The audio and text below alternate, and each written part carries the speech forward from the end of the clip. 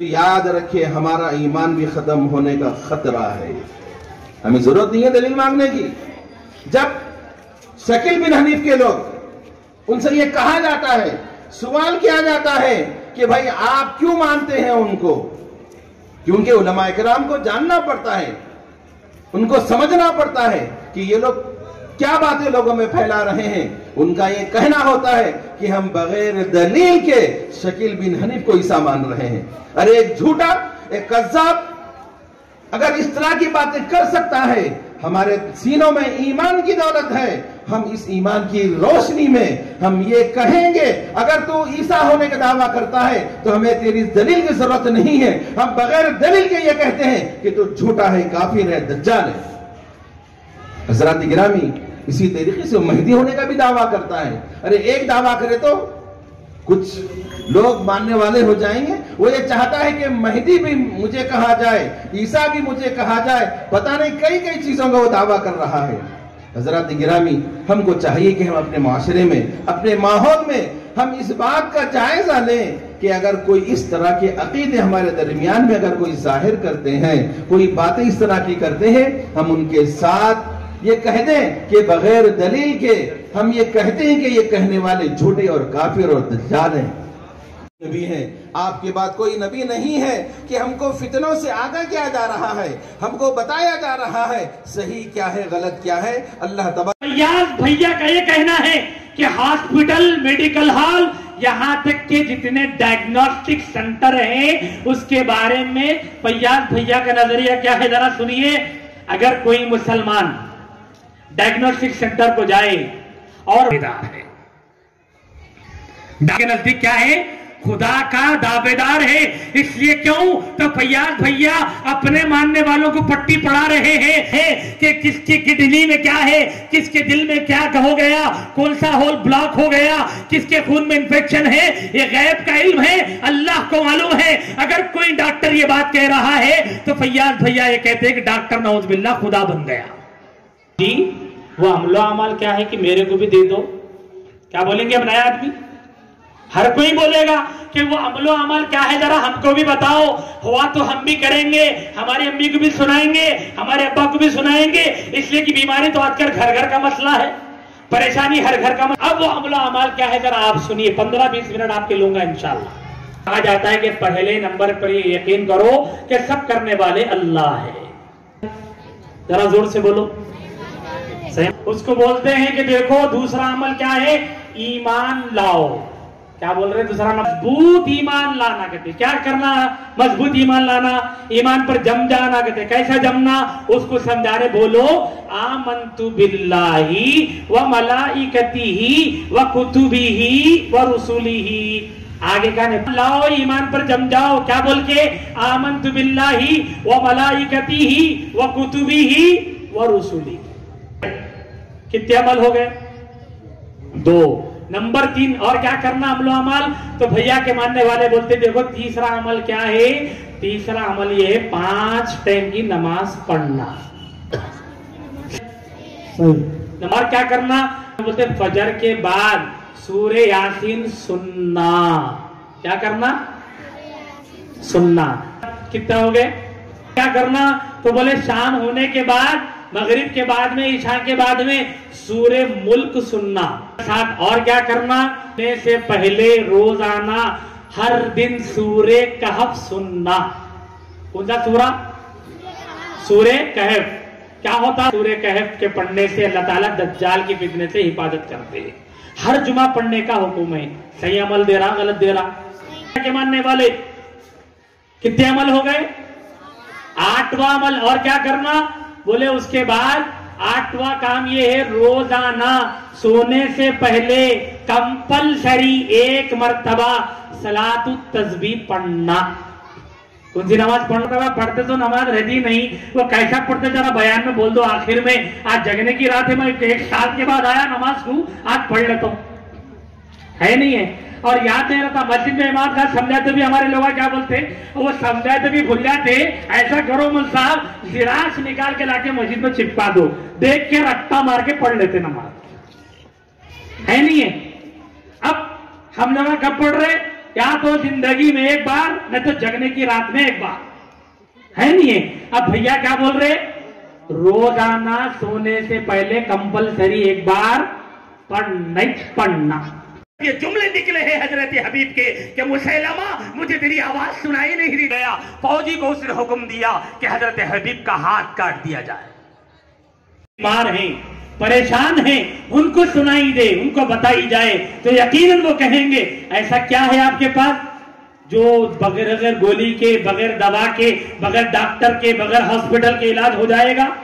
अब फैयाज के मानने वाले उसको सुनाते हैं कि देखो हम आपका इलाज करेंगे बगैर गोली के, बगैर दवा के, बगैर हॉस्पिटल के, बगैर मेडिकल के, वो भी घर पर और कुरान से करेंगे।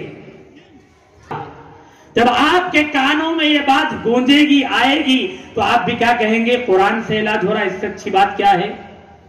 अगर आप इमाम साहब कने आए, मौदिल साहब के पास आए, किसी मौलाना के पास जाएं, किसी खतीब साहब के पास जाएं, लगे कि मौलाना एक साहब का कहना यह है कि वो ही मेरा इलाज करेंगे, मेरी अम्मी का इलाज करेंगे, मेरे अब्बा जान का इलाज करेंगे, वो भी फ्री में और कुरान से करेंगे। कराना नहीं कराना।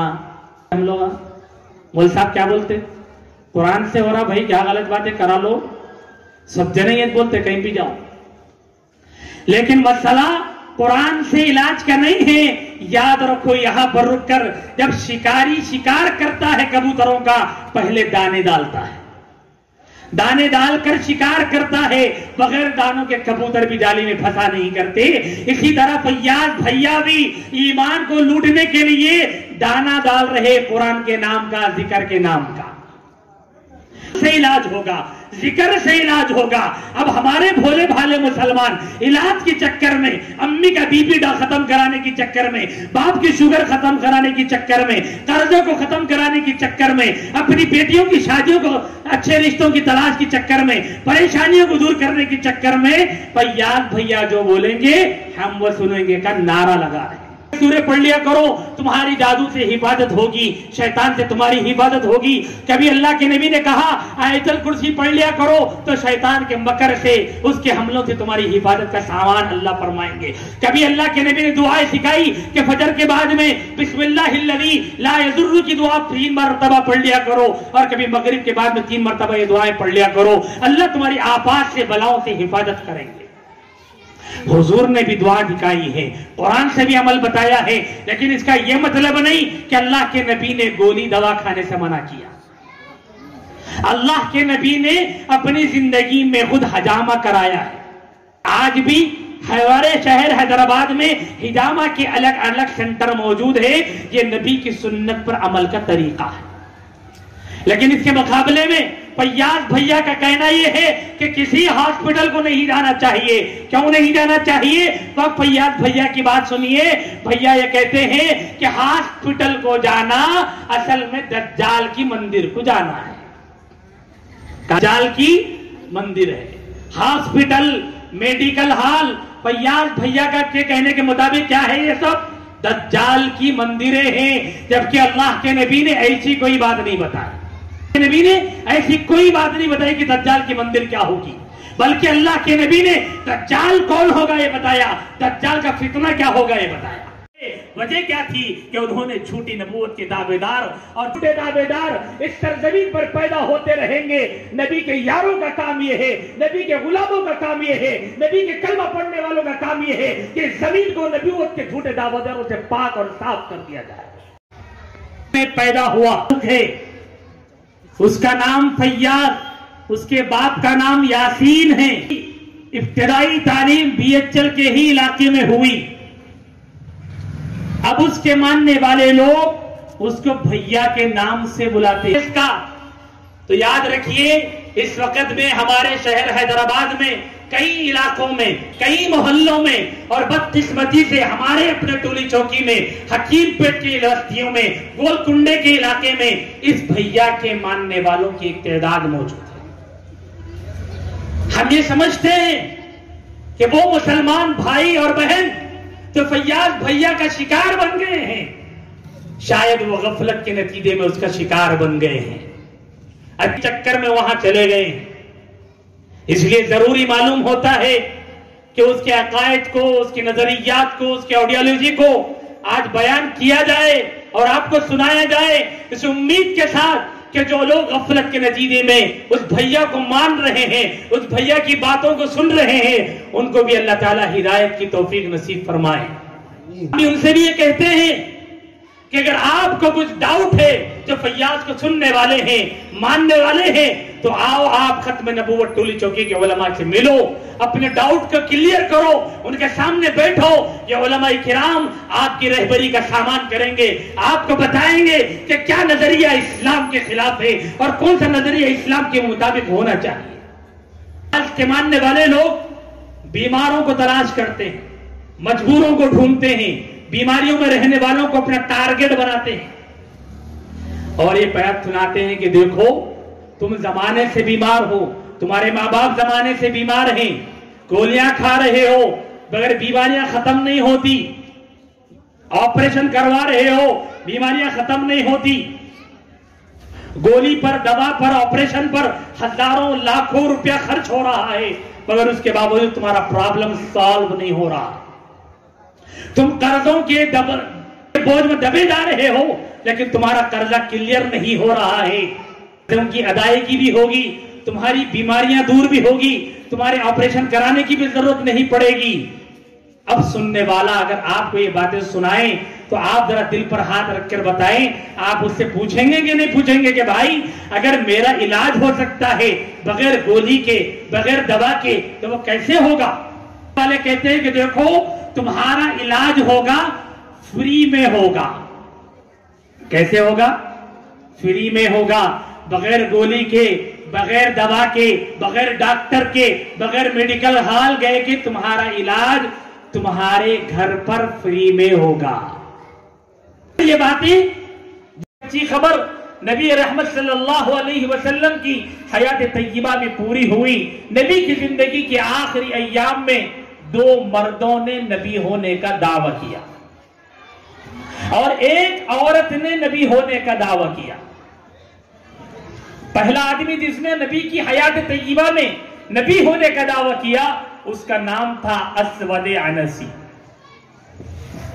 इसकी खबर अल्लाह के नबी को मिली कि एक आदमी है जिसका नाम है अस्वद और उसने नबी होने का दावा किया है।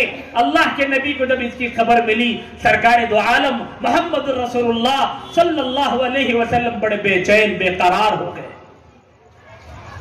फौरन सहाबा के मशवरे में अल्लाह के नबी ने ऐलान किया, तुम में से कोई है जो जाए और उस आदमी की खबर ले जिसने नबी होने का झूठा दावा किया। किसके अल्फाज है जरा गौर कीजिए, कह रहे हैं जरा तवज्जो कीजिए। सरकार दो आलम ने फरमाया है तुम में से कोई जो जाए और उस आदमी की खबर ले जिसने मेरी नबूवत पर हमला किया है, खत्म नबूवत के ताज को उछालने की कोशिश की है, मेरे मनसब नबूवत को दागदार करने की कोशिश की है। कोई है तुम में से आदमी जो जाए और उसकी खबर ले। फौरन एक सहाबी खड़े हुए, उन्होंने कहा कि या रसूलुल्लाह मुझे इजाजत दीजिए, मैं जाना चाहता हूं। अल्लाह के नबी ने फरमाया तुम्हें इजाजत है, जाओ। वो निकले, उस आदमी के महल में गए और बड़ी तदबीर के साथ, मंसूबा बंदी के साथ में उसको जहन्नम में पहुंचाया। अभी वो मदीने को पहुंचे नहीं हैं, अल्लाह के नबी को वही के जरिए से बता दिया गया कि अस्वद अनसी का काम तमाम हो चुका है, वो जहन्नम में पहुंच चुका है। फौरन अल्लाह के नबी अलैहिस्सलातु वस्सलाम ने सहाबा के मजमे में फरमाया, सहाबी का नाम लेकर फाज़ फेरोज, फाज़ फेरोज, फाज़ फेरोज। अल्लाह के नबी ने खुशखबरी सुनाई कि नबूवत के झूठे दावेदार अस्वद अनसी को मेरे एक यार हजरत फेरोज देहलवी रज़ी अल्लाह ताला अन्हु ने जहन्नम में पहुंचा दिया है। अल्लाह उनसे राजी हो गए हैं, वो कामयाब हो गए। कामयाबी की बज़दा अल्लाह के नबी ने पैदा हुआ है, उसका नाम फैयाज, उसके बाप का नाम यासीन है। इब्तिदाई तालीम बीएचएल के ही इलाके में हुई। अब उसके मानने वाले लोग उसको भैया के नाम से बुलाते हैं। तो याद रखिए, इस वक्त में हमारे शहर हैदराबाद में कई इलाकों में, कई मोहल्लों में, और बदकिस्मती से हमारे अपने टोली चौकी में, हकीमपेट की बस्तियों में, गोलकुंडे के इलाके में इस भैया के मानने वालों की एक तादाद मौजूद है। हम ये समझते हैं कि वो मुसलमान भाई और बहन तो फैयाज भैया का शिकार बन गए हैं, शायद वो गफलत के नतीजे में उसका शिकार बन गए हैं, अब चक्कर में वहां चले गए। इसलिए जरूरी मालूम होता है कि उसके अकायद को, उसके नजरियात को, उसके आइडियोलॉजी को आज बयान किया जाए और आपको सुनाया जाए, इस उम्मीद के साथ कि जो लोग गफलत के नतीजे में उस भैया को मान रहे हैं, उस भैया की बातों को सुन रहे हैं, उनको भी अल्लाह ताला हिदायत की तौफीक नसीब फरमाए। हम उनसे भी ये कहते हैं कि अगर आपको कुछ डाउट है, जो फैयाज को सुनने वाले हैं, मानने वाले हैं, तो आओ आप खत्म नबूवत टोली चौकी के उलमा से मिलो, अपने डाउट को क्लियर करो, उनके सामने बैठो। ये उलमा किराम आपकी रहबरी का सामान करेंगे, आपको बताएंगे कि क्या नजरिया इस्लाम के खिलाफ है और कौन सा नजरिया इस्लाम के मुताबिक होना चाहिए। आज के मानने वाले लोग बीमारों को तलाश करते हैं, मजबूरों को ढूंढते हैं, बीमारियों में रहने वालों को अपना टारगेट बनाते हैं और ये पैर सुनाते हैं कि देखो तुम जमाने से बीमार हो, तुम्हारे माँ बाप जमाने से बीमार हैं, गोलियां खा रहे हो, बगैर बीमारियां खत्म नहीं होती, ऑपरेशन करवा रहे हो, बीमारियां खत्म नहीं होती, गोली पर, दवा पर, ऑपरेशन पर हजारों लाखों रुपया खर्च हो रहा है, मगर उसके बावजूद तुम्हारा प्रॉब्लम सॉल्व नहीं हो रहा। तुम कर्जों के बोझ में दबे जा रहे हो, लेकिन तुम्हारा कर्जा क्लियर नहीं हो रहा है, उनकी अदायगी भी होगी, तुम्हारी बीमारियां दूर भी होगी, तुम्हारे ऑपरेशन कराने की भी जरूरत नहीं पड़ेगी। अब सुनने वाला अगर आपको ये बातें सुनाए तो आप जरा दिल पर हाथ रखकर बताएं, आप उससे पूछेंगे कि नहीं पूछेंगे कि भाई अगर मेरा इलाज हो सकता है बगैर गोली के, बगैर दवा के, तो वो कैसे होगा। वाले कहते हैं कि देखो तुम्हारा इलाज होगा फ्री में होगा। कैसे होगा? फ्री में होगा, बगैर गोली के, बगैर दवा के, बगैर डॉक्टर के, बगैर मेडिकल हॉल गए कि तुम्हारा इलाज तुम्हारे घर पर फ्री में होगा।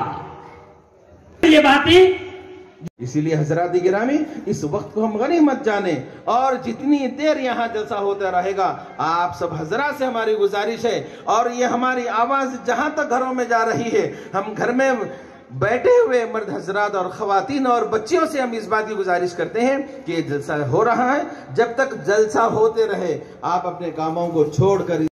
महदी भी है, ईसा भी है और कल की अवतार यानी आखिरी नबी भी है, चाहे महदी भी है, ईसा भी है, जबकि हमारा ईमान, हमारा अकीदा ये है कि जिस महदी की खबर हमारे नबी ने दी वो इंडिया में, एशिया में कभी कहां पैदा होंगे हजरत महदी, अल्लाह के नबी ने तफसीलात बताई है, मौका नहीं है, बस इतनी बात जहन में रखिए कि हजरत महदी की पैदाइश मदीने मुनव्वरा में होगी। वो मक्के की तरफ हिजरत करेंगे, मक्के में अल्लाह वाले उनको पहचानेंगे, 2 अल्लाह वाले उनको पहचानेंगे। महदी का असली नाम मोहम्मद होगा, महदी के अब्बा का नाम अब्दुल्ला होगा। अल्लाह के नबी ने जमाने में इस्लाम का गलबा होगा और इस्लाम का परचम लहराएगा, ऐसा दौर आएगा और उन्हीं के जमाने में दज्जाल निकलेगा। दज्जाल एक इंसान होगा और उसी दज्जाल को खत्म करने के लिए आसमान से हजरत होंगे। नारे तकबीर। और इस बात की कोशिश करें कि जब कभी इन फितनों का तस्करा हमारी माओं में, हमारी बहनों में, हमारे घरों में, हमारे माशरे में, हमारे दरमियान में होते रहेगा, तो हम ये कहेंगे कि ये फितने जितने बर्पा किए जा रहे हैं, ये फितने जितने हम सुन रहे हैं, ये सारे के सारे गलत हैं। कोई कुरान के नाम पर फितना पैदा कर रहा है, कोई हदीस के नाम पर फितना पैदा कर रहा है, कोई कहा कि देखो मोहम्मद दुनिया में 2 मर्तबा पैदा हुए। तवज्जो से सुनिए उसकी गुस्ताखी को। उसने अपनी जिंदगी में कहा, उसकी किताबों में ये बातें लिखी हुई है। मिर्जा ने अपनी किताब में लिखा कि मोहम्मद सल्लल्लाहु अलैहि वसल्लम दुनिया में 2 मर्तबा पैदा हुए। एक मर्तबा मक्के की जमीन में आमिना के घर में और दूसरी मर्तबा बेरी शक्ल कादियान में पैदा हुए। नाउज़ुबिल्लाह। यही नहीं, जब वो मर गया तो उसके मानने वालों ने उसके बेटे मिर्जा बशीर से कहा कि देखो जी मुसलमानों के नबी तो मोहम्मदुर रसूलुल्लाह है और हमारे नबी तो मिर्जा साहब है।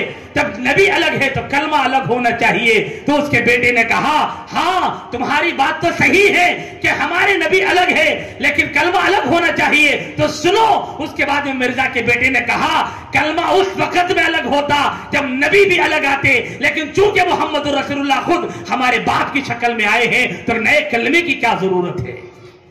इस गुस्ताखी उसने की।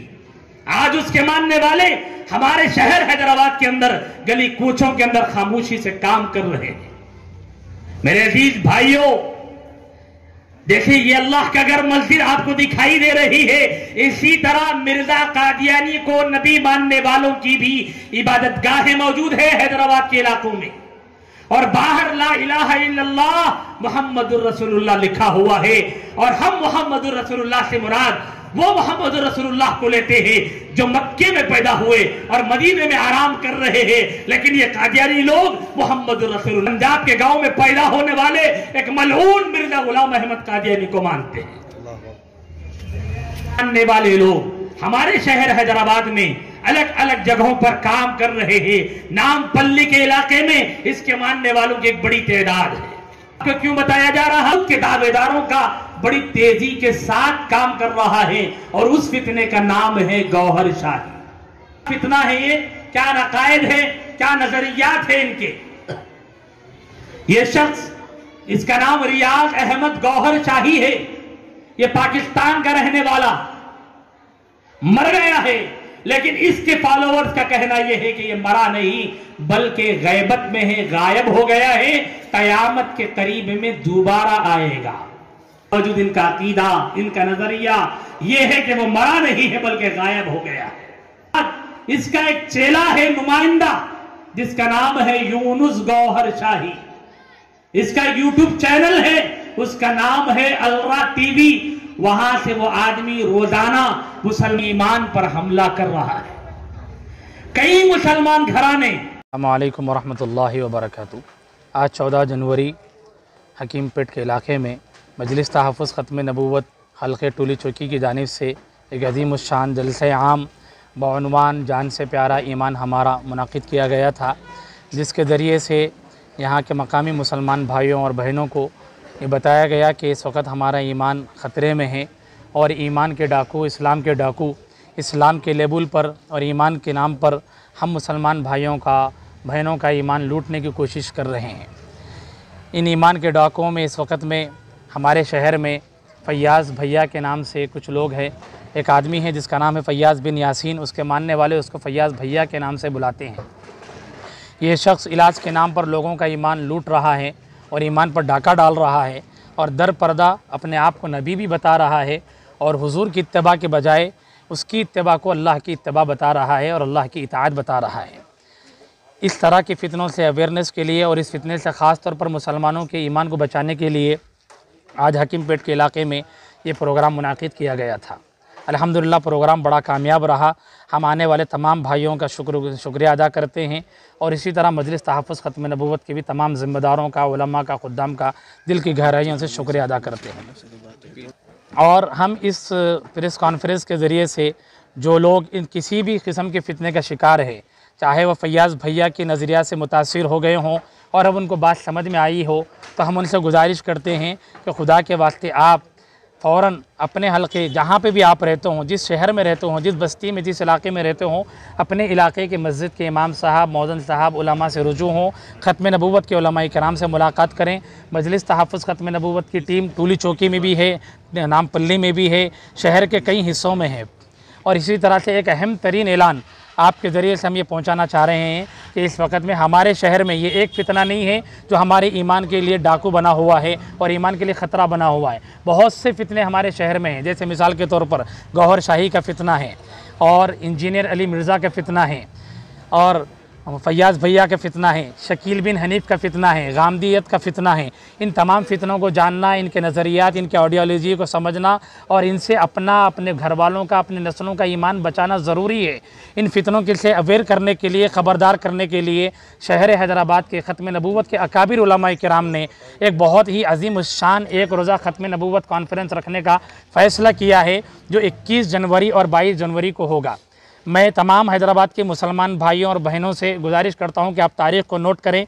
21 जनवरी बरोज़ हफ्ता बाद नमाज असर से लेकर 22 जनवरी बरोज़ इतवार रात 9 बजे तक ये तहफ़्फ़ुज़ ख़त्म नबूवत कॉन्फ्रेंस मस्जिद आलमगीर गुट्टाला बेगम पेट मादापुर हाईटेक सिटी की मस्जिद में मुनाकिद की जाएगी। हमारी तमाम शहर के मुसलमान भाइयों से, बहनों से बिला मसलक व मशरब शरीक होने की और इसी तरह अज़ला के ज़िम्मेदारों से भी, उलमा से भी, मुसलमान भाइयों से भी गुजारिश है कि बड़ी तादाद में, कसीर तादाद में इस प्रोग्राम में शरीक हों, इस कॉन्फ्रेंस में हिस्सा लें और अपने भाइयों का भी ईमान बचाने की फ़िक्र करें और अपने आने वाली नस्लों के लिए भी ईमान बचाने की फ़िक्र करें।